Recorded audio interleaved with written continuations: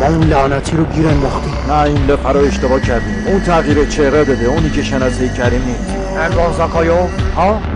انگار یه شباهه غیب شده رفته تو زمین. ولی من یه نقشه خوب واسش دارم. گوش کنید، از طریق پسرش میشه این کار رو انجام داد. اون پسر عمران زاکایوفه، جزو نیروهای عملیاتی ویژه زاکایوف محسوب میشه. شما مناسب‌ترین مکان برای گیر انداختن هدف مورد نظره. برید حالا برای غافلگیر کردنشون لباسات رو با لباسای کشته‌هاشون عوض کنید. میدونی این شبیه دلغکای سیرک هستی. رنگ خیلی خوبه چون اصلا شبیه روسا نیستی. گوش کنید تا موقعی که بهتون نگفتم 10 تا عملیات نمیزن.